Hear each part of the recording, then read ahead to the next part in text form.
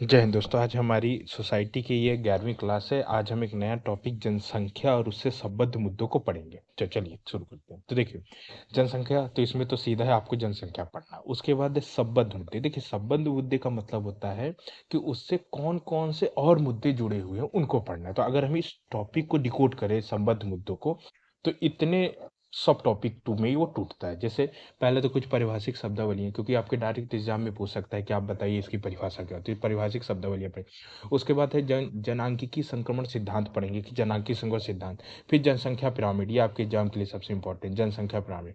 जनसंख्या विस्फोट, आपको मालूम है 1921 से लेकर 1971 का जो समय था वो जनसंख्या विस्फोट का समय था। तो ये हम पढ़ेंगे क्या होता है। उसके बाद है भारत में जन्म दर कितनी है, उसके क्या प्रभाव, दुष्परिणाम, कारण, सब पढ़ेंगे। उसके बाद है जनसंख्या वृद्धि। अब जनसंख्या वृद्धि और आर्थिक विकास में संबंध क्या है, उसको पढ़ेंगे। जनसंख्या वृद्धि और आर्थिक विकास का संबंध। फिर आपको मालूम है कि एक परिवार नियोजन और जनसंख्या नीति का कार्यक्रम चलाया गया, तो ये पढ़ेंगे। फिर ये भारत में विवाह की आयु, ये करंट का टॉपिक है, तो ये आपके एग्जाम में के लिए इंपॉर्टेंट है। भारत में विवाह की आयु क्या हो सकती है। फिर लिंगानुपात, शिशु लिंगानुपात और कन्या भ्रूणहत्या, ये महिला से रिलेटेड टॉपिक है। तो आपको मालूम है कि महिला इस समय ज्वलंत मुद्दा बना हुआ है, तो ये आपके एग्जाम के लिए इंपॉर्टेंट है। तो ये इतने सब टॉपिक टूटते हैं जनसंख्या उसके संबद्ध मुद्दों से, ठीक है। तो चलिए एक एक करके हम शुरू करते हैं। तो चलिए सबसे पहले देखते हैं कि कुछ शब्दावलियां हैं जो जनसंख्या से जुड़ी है। तो सबसे पहली है कि जनसंख्या। अब जनसंख्या होता क्या है, देखिए जनसंख्या होता है, ठीक है। तो जनसंख्या क्या है कि निश्चित भौगोलिक से, मतलब किसी निश्चित भौगोलिक से, जैसे भारत की जनसंख्या, मध्य प्रदेश की जनसंख्या, अमेरिका की जनसंख्या, तो निश्चित भौगोलिक क्षेत्र में और किसी विशेष समय, मतलब समय भी इंपॉर्टेंट, भौगोलिक समय, समय मतलब ये 10 साल में कितनी है, 1 साल की बताओ, या 2001 से लेकर 2011 तक की। तो निश्चित भौगोलिक क्षेत्र एक, किसी निश्चित समय दो, पर रहने वाले लोगों की संख्या, मतलब जनसंख्या है क्या, लोगों की संख्या है किसी निश्चित भौगोलिक क्षेत्र में और किसी विशेष समय में रहने वाली, क्योंकि दूसरे समय हो सकता है वो वहां से चले जाए, कहीं और चले जाए, है ना। तो इसमें 3 कंडीशन लगती है, निश्चित भौगोलिक क्षेत्र होना चाहिए, निश्चित समय होना चाहिए और लोगों की संख्या को जोड़ना। तो ये आपका जनसंख्या का। अब जनगणना क्या होती है, जनगणना, जनगणना क्या होती है कि किसी विशेष, किसी क्षेत्र विशेष में रहने वाले लोगों का विवरण है। विवरण मतलब कि उससे संबंधित, जैसे मान लीजिए कि हमने एस्पेक्ट बना दिया कि भाई वहाँ का जन्म दर क्या है, मृत्यु दर क्या है, साक्षरता क्या है, शिशु मृत्यु दर क्या है, मातृ मृत्यु दर क्या है। तो ये विवरण दे देता है, उनके उनके मतलब सारी जानकारी भी दे देता है। तो ये जानकारी है, लोगों की जानकारी जनगणना कहलाती है, ठीक है। अब देखिए, भारत में या जनगणना के लिए 2 मेथड उपयोग किए जाते हैं। याद रखिएगा, ये इंपॉर्टेंट क्वेश्चन है कि जनगणना के लिए 2 मेथड प्रयुक्त किए। एक कहलाता है डिफेक्टो मेथड और दूसरा कहलाता है डिजूरे मेथड। अब होते क्या है, ये क्या होते हैं, अब देखिए डिफेक्टो मेथड क्या होता है। ये 1 नाइट की जनगणना, 1 नाइट की जनगणना का मतलब एक विशेष समय, जैसे हमने मतलब बोला कि आज आज जैसे आज सुबह हमने जनगणना कर दी, आज के दिन की जनगणना, तो आज जो जहां है उसकी वही जनगणना हो जाती है, मतलब कि जो जहां है उसकी वही जनगणना। अब जैसे मान लीजिए आज हमने जनगणना शुरू किया, अब कोई मान लीजिए यात्रा कर रहा है, कोई तीर्थ स्थल में है, कहीं भी है, तो जो यात्रा करने वाले लोग हैं इसमें छूट जाता है। तो ये क्या है, ये डिफेक्टो, डिफेक्टो नाम से ही समझना, डिफेक्ट है इसमें, ठीक है ना। तो इसमें क्या होता है, इसमें यात्रा करने वाले लोग रह जाते हैं, यात्रा करने वाले लोग रह जाते हैं। ये 1971 से पहले हम जो जनगणना जिस मेथड को उपयोग करते थे उसको डिफेक्टो मेथड कहते हैं हम। इसलिए इसमें क्या होता है, इसमें सटीक जानकारी किसी देश की जनसंख्या की नहीं मिल पाती है। यात्रा करने वाले लोग छूट गए, या फिर जो घर से बाहर हैं जिनकी जानकारी नहीं है वो लोग छूट जाते हैं। तो मतलब ये डिफेक्ट मेथड है, 1971 से वाला। दूसरी मेथड कहलाती डिजूरे। आज जो हम लोग जिस मेथड से आज जनगणना करते हैं वो डिजूरे मेथड। डिजूरे मेथड में क्या होता है कि ये जनगणना किसी एक 1 नाइट जनगणना नहीं होती, ये जनगणना एक लंबी चलती है, साल 1.5 साल लगता है जब तक जनगणना पूरी। इसमें क्या होता है कि जो जनगणना अधिकारी होता है वो घर घर जाता है, घर घर जाएगा, घर के मुखिया के पास जाएगा, मुखिया, और जनगणना का फॉर्म होता है, वो मुखिया जनगणना का फॉर्म भरेगा कि भाई मेरे घर में 10 लोग रहते हैं, मेरे घर में 5 लोग रहते हैं, उसकी हर की उम्र ये है, इसकी शादी हो गई। तो वो जो मुखिया जनगणना का फॉर्म भरता है, तो उस मेथड को कहते हैं डिजूरे मेथड। 1971 के बाद हमने ये सटीक जनगणना आपको दी है। चलिए नेक्स्ट देखते हैं, अगला टॉपिक है हमारा। अगली जो शब्दावली है वो है जनसंख्या समृद्धि दर। देखिए जनसंख्या समृद्धि दर का मतलब होता है कि पहले एक किसी विषय, जैसे मान लीजिए 2010 में 1 करोड़ जनसंख्या थी, ठीक है, 2011 में 2 करोड़ जनसंख्या, तो एक पहले समय से दूसरे समय में कितने प्रतिशत लोग बढ़ गए, कितने परसेंट लोगों का जन्म हो गया, वो जनसंख्या वृद्धि दर जैसे कहलाता है कि किसी देश की जनसंख्या में प्रति वर्ष बढ़ने वाले लोगों की संख्या, ठीक है ना। जैसे आपको मालूम है कि 2011 में हमारी 2001 से लेकर 17.7% की जनसंख्या वृद्धि होती है, ठीक है ना। तो ये एक तरह से क्या होता है, अगर दूसरी परिभाषा समझे दूसरे शब्दों में, तो ये जन्म दर और मृत्यु दर के बीच का अंतर होता है, ठीक है ना। मतलब एक समय से दूसरे समय में जितने हर वर्ष जितने लोगों की संख्या में वृद्धि होगी वही आपका जनसंख्या समृद्धि दर। अब जनसंख्या समृद्धि दर तीन तरह की हो सकती है, या तो शून्य समृद्धि दर हो सकती है, या धनात्मक समृद्धि दर, या ऋणात्मक। शून्य समृद्धि दर का मतलब है कि जैसे मान लीजिए 2001 में 1 करोड़ लोग थे, अब 2011 में, क्योंकि 10 साल की जनसंख्या हमारे देश में होती है, ऐसे एग्जाम्पल के तौर पे हम समझ रहे हैं कि मान लीजिए 2001 में 1 करोड़ लोग थे, 2011 में भी आपके 1 करोड़ लोग हैं, तो समृद्धि दर कितनी? शून्य हुई। शून्य हुई का मतलब है कि हर ने 2 बच्चे पैदा किए। 2 बच्चे पैदा किए का मतलब है कि जैसे मान लीजिए कि एक दंपत्ति माँ बाप है, माँ बाप ने 2 बच्चे पैदा किए, ठीक है। अब जब बच्चों के बच्चे होंगे, तो 2 बच्चों के जब बच्चे होंगे, उन्होंने भी 2 पैदा, तब तक उसके जो दाई बाबा है वो मर गए, तो ये क्या हो, रिप्लेसमेंट रेट बराबर हो गया 2 की दर, कि 2 लोग मिलकर 2 बच्चे पैदा करते हैं, फिर वो 2 लोग मिलकर 2 बच्चे पैदा करते हैं, जब तक तीसरी पीढ़ी है तब तक पहली वाली पीढ़ी मर गई, ठीक है ना। तो इसको कहलाते हैं शून्य शून्य समृद्धि दर। इसमें मतलब इसमें जनसंख्या स्थिर रहती है, बढ़ती नहीं है, ठीक है। अब धनात्मक समृद्धि दर क्या होती है, ये 2 से अधिक, हमेशा 2 से अधिक होगी, 3 हो जाएगी। अब जैसे दो लोग मिलकर 3 बच्चे पैदा किए, तो भाई जब 2 लोग मिलकर 3 बच्चे पैदा करेंगे, जब 2 मरेंगे तो 3 आ गए, तो इसमें समृद्धि दर अधिक हो जाती है, ठीक है। इससे क्या होता है, जनसंख्या वृद्धि होती है, पहले से आने वाले समय में जनसंख्या बढ़ेगी। एक होता है नकारात्मक। अब नकारात्मक वृद्धि दर में क्या होता है कि मान लीजिए 2001 में 1 करोड़ जनसंख्या थे, अब मान लीजिए 2011 में 80 लाख जनसंख्या है, तो 20 लाख जनसंख्या कम हो गई। क्यों कम हो गई? क्योंकि लोगों ने रिप्लेसमेंट रेट कितने का है, 2 का है। 2 लोग मिलकर 2 बच्चे पैदा करेंगे तो स्थिर है, लेकिन 2 लोग मिलकर मान लीजिए 1 बच्चे पैदा किए, तो इससे क्या हो गया, जितनी जनसंख्या थी उससे आने वाले समय में जनसंख्या कम हो जाएगी। तो जनसंख्या समृद्धि दर 3 तरह की। शून्य समृद्धि दर, इसमें जो रिप्लेसमेंट होता है वो 2 का होता है, धनात्मक में रिप्लेसमेंट 2 से अधिक का होता है, और ऋणात्मक का रिप्लेसमेंट 2 से कम का। रिप्लेसमेंट का मतलब है कि एक माँ बाप एक दंपत्ति कितने बच्चे पैदा करेंगे, ठीक है ना।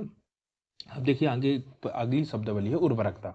उर्वरकता मतलब होता है कि एक महिला अपने पूरे जीवन काल में कितने बच्चे पैदा करने की क्षमता क्षमता रखती है।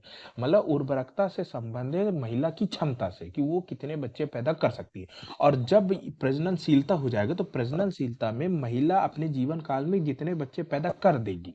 मान लीजिए किसी के पास क्षमता है 10 बच्चे, लेकिन उसने पैदा 2 ही किए, तो 2 जो है वो प्रजननशीलता है, लेकिन करने 10 कर सकती है, तो करना वो उर्वरकता हो गई। तो उम्मीद करता हूँ फिर है मातृ मृत्यु दर। देखिए मातृ मृत्यु दर का होता है मतलब होता है माँ का मर जाना। अब माँ कब मरेगी, कि जैसे जन्म दिया, आज उसने जन्म दिया किसी बच्चे को, तो अगर वो बच्चों को जन्म देने के बाद 6 हफ्ते मतलब 1.5 माह, अगर 6 हफ्ते के भीतर मर जाती है, तो उसको ये माना जाएगा कि वह प्रसव से मरी है, मतलब वो फिर मातृ मृत्यु दर के अंदर उसको गिन लिया जाएगा। तो ये याद रखिएगा दोस्तों, 6 हफ्ते, ठीक है, मतलब 1.5 महीना। अगर अगली शब्दावली की बात करें तो हमारी शब्दावली, अब अगला जो हमारा टॉपिक जिसको हमने यहाँ पे ब्रेक किया था, ये है देखिए जननांगी संक्रमण सिद्धांत। अब जननांगी संक्रमण सिद्धांत पढ़ेंगे तो देखिए जननांगी संक्रमण सिद्धांत क्या होता है। ये क्या होता है, ये किसी देश की जनसंख्या वृद्धि और उसके विकास स्तर के बीच संबंध बताता है। याद रखिए, जो जनांकी संक्रमण सिद्धांत है ये जनसंख्या वृद्धि और विकास को बताएगा, ठीक है। क्योंकि होता क्या है ना, अगर अब जनसंख्या वृद्धि बहुत तीव्र है तो विकास धीमा हो जाएगा, जनसंख्या वृद्धि धीमी है तो भी विकास धीमा हो सकता है, क्योंकि फिर लोग रहेंगे ही नहीं काम करने के लिए। तो ये संबंध को बताता है। तो देखिए ये संबंध की 3 अवस्था हो सकती है, मैं आपको वही बता रहा था। इस संबंध की तो आपसे सीधे पूछ देगा कि जनांकी संक्रमण सिद्धांत का संबंध है तो जनसंख्या वृद्धि और विकास के स्तर के बीच के संबंध से, ठीक है।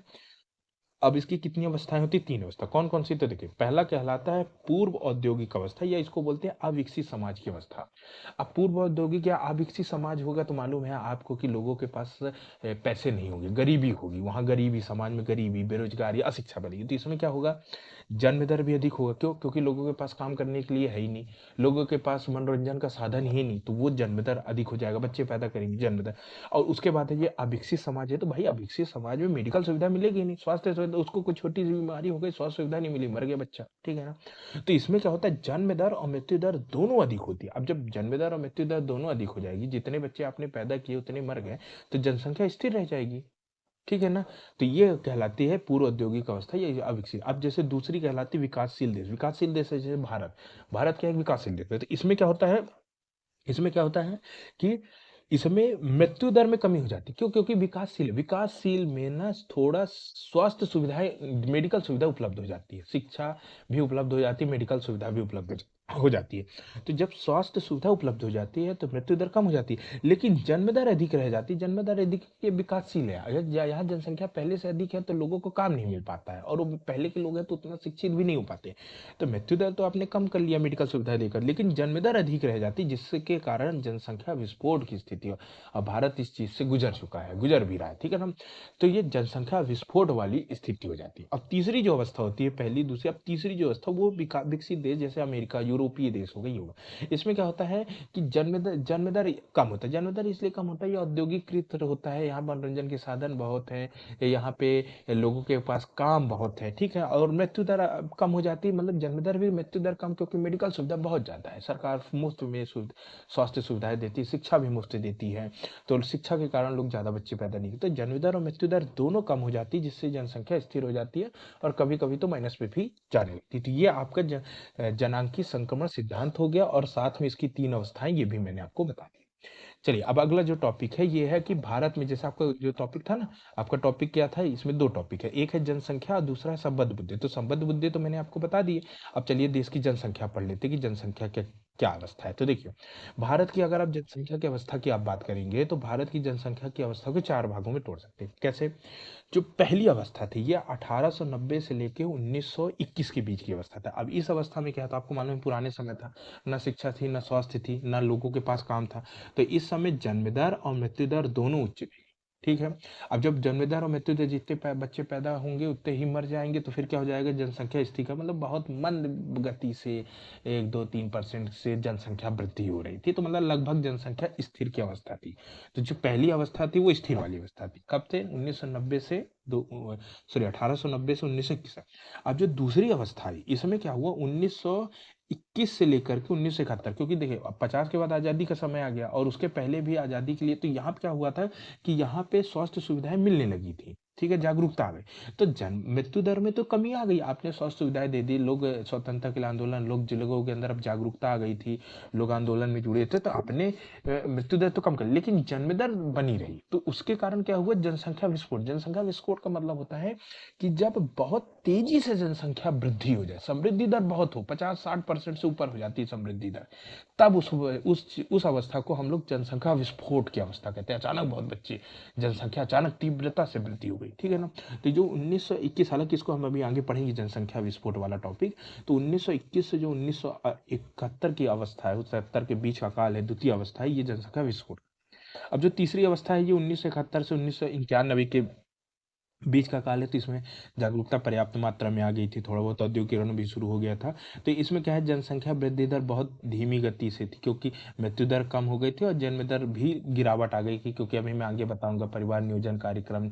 उसके बाद है 1976 में आपकी जनसंख्या नीति आ गई थी। उसके बाद है कि कई सारे स्वास्थ्य के कार्यक्रम, चाहे परिवार नियोजन के तहत, तो बहुत एनजीओ ने बहुत काम इसमें हुआ था इस समय में, 1971 से लेकर इंदिरा गांधी का समय था। तो 1971 से 1991 के बीच बहुत सारे कार्यक्रम होने के कारण जन्म दर और मृत्यु दर दोनों में गिरावट आ गई। तो जनसंख्या वृद्धि दर लगभग स्थिर थी, बहुत कम थी। अब जो चौथी अवस्था है, ये है 1991, ये हम लोग वैश्विक आर्थिक सुधार के बाद से 2045 तक के बीच का। अब इसमें यह अनुमान लगाया गया है कि देखिए, जन्म दर और मृत्यु दर दोनों कम हो जाएगी, तो जनसंख्या वृद्धि दर स्थिर में आ जाएगी। तो हमने यह अनुमान लगाया कि 2045 तक हम अपनी क्योंकि अभी आपको मालूम है ना, आपको मालूम है कि अभी क्या है कि विश्व की दूसरी जनसंख्या 2027 तक, मतलब 2 साल बाद आप भारत विश्व का सबसे अधिक जनसंख्या वाला देश हो जाएगा, चीन को पीछा कर देगा, ठीक है। और अनुमान तो ये लगाया जा रहा है कि 2030 तक हमारे देश की, जैसे अभी 2011 के अनुसार 121 करोड़ है, तो ये लगभग 150 करोड़ जनसंख्या हो जाएगी, ठीक है।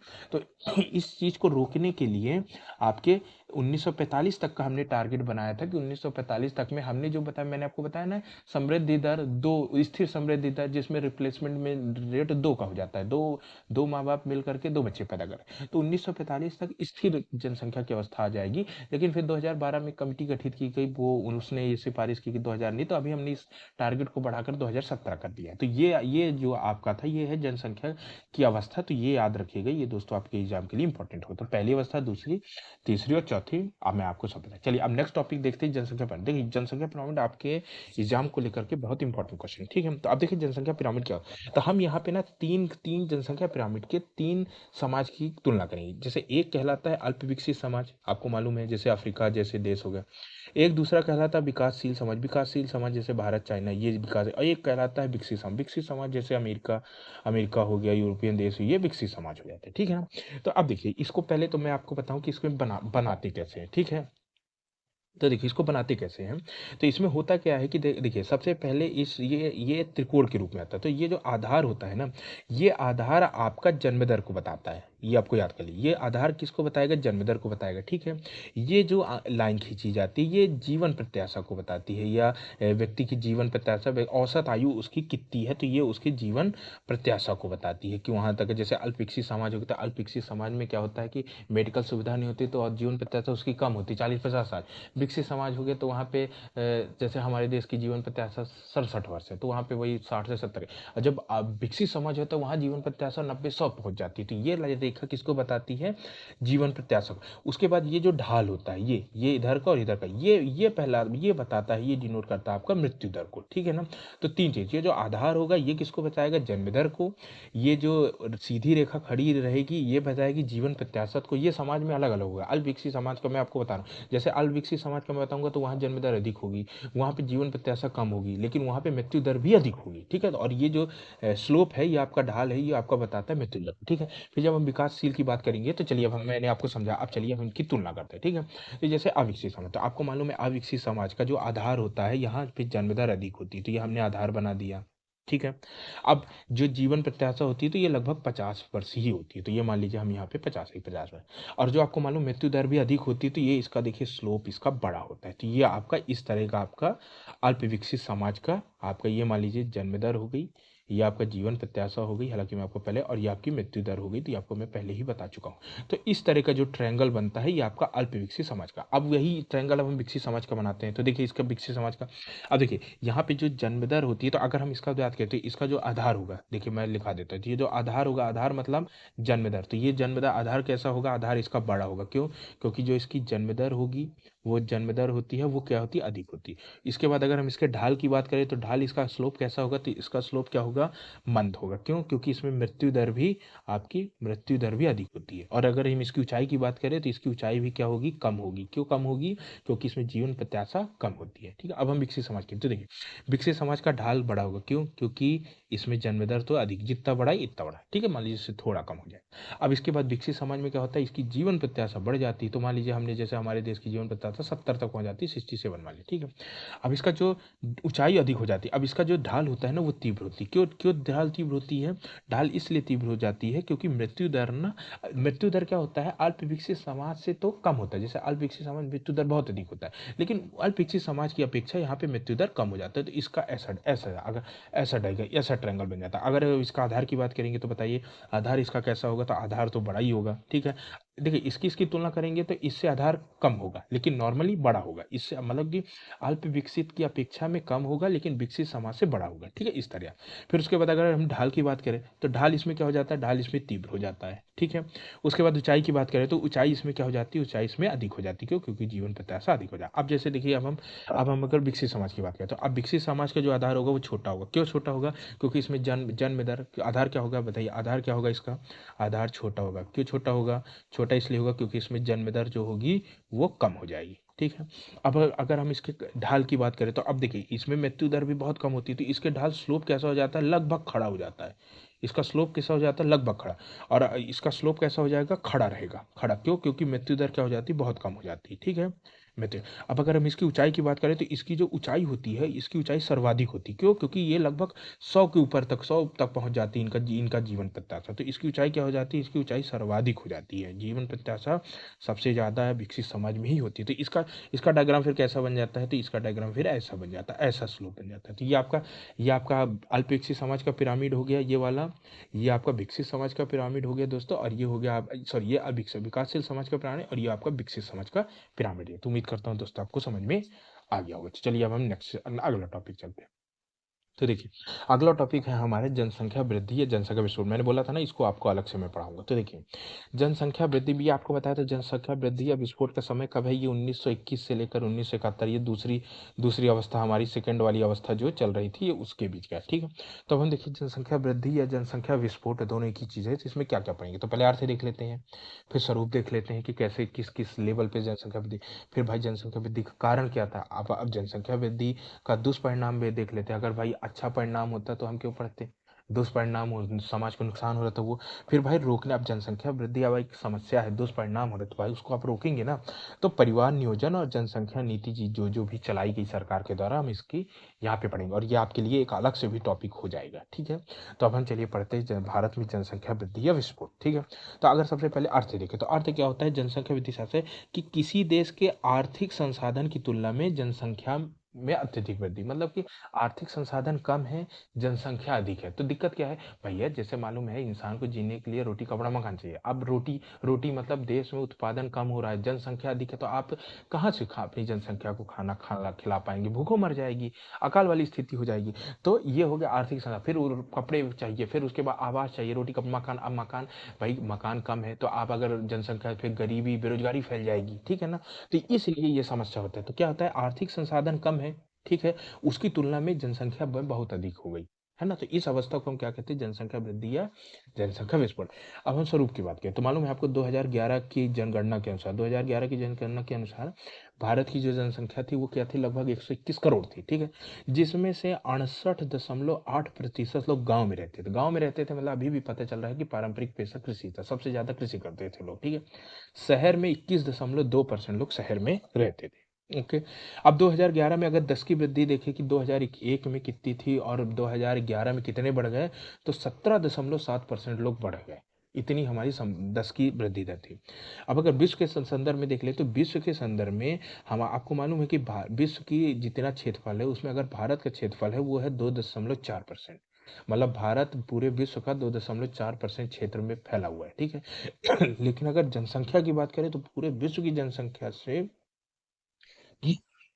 की अपेक्षा में भारत में 16.7% लोग भारत में थे। मतलब जन क्षेत्रफल 2.4 है विश्व का, लेकिन क्षेत्र जनसंख्या आपकी 16.7 है। और ये उम्मीद किया जा रहा है कि 2027 तक आते आते हम चाइना को पिछाड़ करके विश्व की सर्वाधिक जनसंख्या वाला देश बन जाए, और 2030 तक तो ये 150 करोड़ का आंकड़ा पार हो जाएगा, ठीक है। तो अर्थ देख ली, स्वरूप देखिए। अब हम देखते हैं कि भाई जनसंख्या विस्फोट का आखिर क्या कारण था कि हमारे देश में जनसंख्या विस्फोट हुआ। तो पहला कारण देखते हैं। पहला कारण हो गया धार्मिक मान्यता एवं भागवादी प्रवृत्ति। अब आपको मालूम है कि धार्मिक मान्यता हमारे देश में कहते हैं कि भाई बच्चा जो भगवान का रूप है। भाई जिसकी जिसकी जितनी किस्मत में बच्चे पैदा लिखे होंगे उतने बच्चे पैदा, तो ये इस तरह की मनोधारणा है। साथ में धार्मिक मान्यताएं हैं कई धर्मों में, भाई अधिक से अधिकाधिक बच्चे पैदा करने का आदेश दिया। तो इस तरह की जो धार्मिक मान्यता है, भागवादी की जितनी किस्मत में उतने बच्चे पैदा, इसने जनसंख्या बहुत तेज से बहुत लोगों ने बच्चे पैदा। उसके बाद अशिक्षा एवं अज्ञानता। अब भाई लोग अशिक्षित पढ़े लिखे नहीं है। अब आपको मालूम है देश की लगभग साक्षरता 73%, मतलब 27% लोग तो पढ़े लिखे नहीं है, और उसमें भी महिलाएं 35% लोग तो महिलाएं पढ़ी लिखी नहीं है अपने 100 में से, ठीक है ना। तो शिक्षा, क्योंकि देखिए बच्चे, महिला का पढ़ा होना बहुत जरूरी है, क्योंकि बच्चे तो अंततः महिला को पैदा करने। अब महिला ही नहीं पढ़ी लिखी है, उसको ये पता नहीं है कि भाई अगर हम ज्यादा बच्चे पैदा कर लेंगे उसको पढ़ाएंगे कहाँ से, उसको स्वास्थ्य सुविधा खाना पोषण कैसे। तो महिला का पढ़ा लिखा होना बहुत जरूरी हो जाता है, ठीक है। तो अज्ञानता और अशिक्षा जनसंख्या वृद्धि का कारण। उसके बाद है गरीबी बेरोजगारी निम्न स्तर। अब देखिए गरीबी है, और आपको मालूम है कि देश का परंपरा के सब कृषि था, तो लोग ये गरीब होते थे तो सोचते थे कि भाई कृषि करने के लिए मजदूर लगाने पड़ेंगे, तो पैसा इसलिए काम करो, बच्चे पैदा कर लो तो वही मजदूरी काम करेंगे, ठीक है। तो अब या फिर ये मनोधारणा कि भाई हम लोग गरीब है, अगर अधिक बच्चे पैदा कर लेंगे तो वो सारे मजदूरी करेंगे, छोटा काम करेंगे तो भी बहुत पैसा आएगा घर में। तो ये गरीबी वाली बेरोजगारी, बेरोजगार रहते थे, अधिक अधिक बच्चा पैदा कर लेते थे ताकि कुछ छोटा मोटा काम करेंगे। निम्न जीवन स्तर अधिक पैसे की लालच में। तो ये सारी एक ही है। फिर है प्रजनन आयु वर्ग में जनसंख्या के, अब जैसे देश में लगभग 51% लोग अपनी प्रजनन आयु वर्ग में बच्चे पैदा कर लेते हैं, ठीक है, जो कि विकसित समाज में ऐसा नहीं होता है। वहां पे बच्चे पैदा करने का जो आयु वर्ग है वो अधिक है, हमारे देश में कम है। उसके बाद है बच्चों को आर्थिक संसाधन माना जाता है कि बच्चे पैदा कर लेंगे तो वो फिर आगे जैसे ही बड़े होने लगते हैं तो फिर उनको कहीं ना कहीं काम में लगा दिया जाता है, कुछ भी काम में। तो आर्थिक संसाधन मानना। फिर है पित्त सत्तात्मकता संयुक्त परिवार व्यवस्था। अब पित्त सत्तात्मक कैसे दिक्कत कैसे का कारण बनी कि आपको मालूम है कि भारत पित्त सत्तात्मक देश है। अब बच्चे भले ही महिला को पैदा करना है, लेकिन कितने बच्चे महिला पैदा करेगी ये डिसाइड करता है घर का पुरुष। ठीक है, महिला कुछ नहीं बोलती। तो अब पुरुष को बच्चे तो उसको तकलीफ नहीं मालूम, उसको ये नहीं मालूम कि उसका पालन पोषण कैसा करना है। दूसरा है तो ये पित्त फिर संयुक्त परिवार व्यवस्था में क्या होता है, सारे परिवार इकट्ठा रहते हैं तो उसमें सामाजिक सोशल सिक्योरिटी मिल जाती है उनको, सामाजिक सुरक्षा। सोच लेते हो गए बच्चे पैदा कर लो, जो घर का मुखिया है उन्हीं के साथ उन्हीं के सबके बच्चे पल जाते हैं, तो उनको जिम्मेदारी नहीं आ पाती। तो इस कारण संयुक्त परिवार व्यवस्था पित्त सत्तात्मक सोच, जनसंख्या वृद्धि का कारण।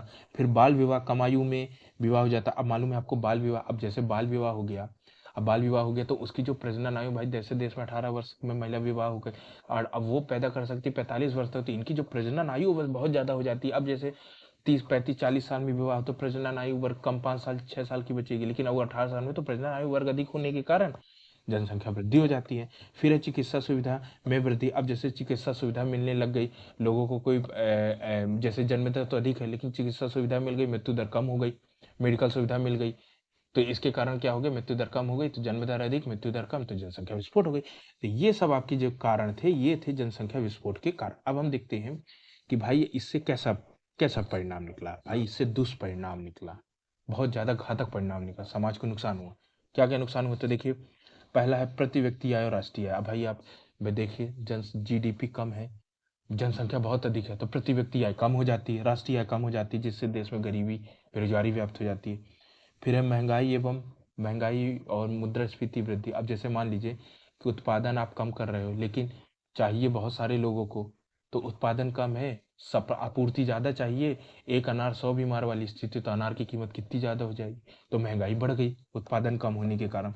फिर गरीबी में बेरोजगारी, अधिक अधिक बहुत ज़्यादा बच्चे पैदा हो जाते हैं तो उनके पालन पोषण में अधिक खर्च चाहिए, लेकिन पैसे नहीं है तो गरीबी व्याप्त हो जाती है।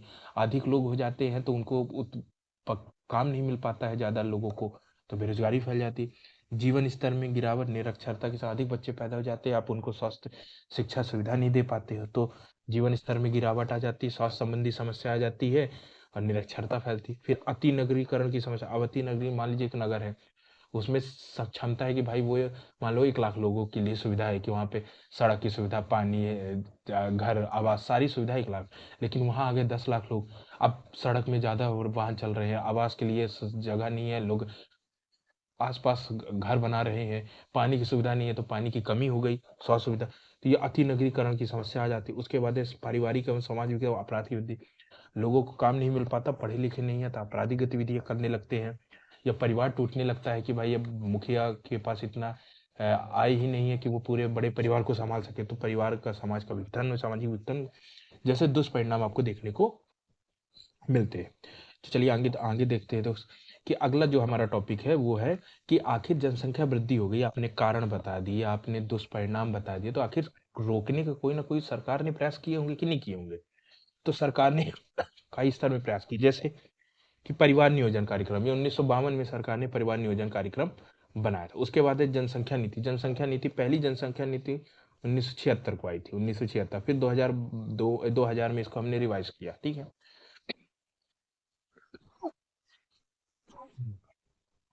तो ये आपके परिवार नियोजन और ये आपका एक अलग से भी टॉपिक बनेगा, ठीक है। तो जनसंख्या वृद्धि को रोकने के प्रयास में हम परिवार नियोजन पढ़ेंगे और जनसंख्या नीति को पढ़ेंगे। तो चलिए देखते हैं दोस्तों, ठीक है। ये इंपॉर्टेंट टॉपिक है आपके एग्जाम के लिए। तो देखिए परिवार नियोजन कार्यक्रम, ये 1952 में। अब क्या परिवार नियोजन कार्यक्रम क्या था, तो देखिए इसका उद्देश्य था कि गर्भ निरोधक साधनों का प्रयास। अब गर्भ निरोधक, गर्भ निरोधक मतलब रोकना, मतलब कि प्रेगनेंसी को रोकना, क्योंकि जब प्रेग्नेंट नहीं होगी तो बच्चे कहाँ से। तो गर्भ निरोधक साधनों का प्रसार। अब गर्भ निरोधक साधन मतलब कि दवा या फिर कॉन्डम का प्रयोग, इस तरह के जो भी गर्भ निरोधक साधन है उनका प्रसार करके परिवार के आकार को सीमित करना, सीमित और परिवार का आकार छोटा करना। क्यों करना, ताकि देश में अनुकूलतम संख्या बनाई जा सके। अनुकूलतम संख्या मतलब जितने आर्थिक संसाधन उन्हीं के हिसाब से संख्या होनी चाहिए, ठीक।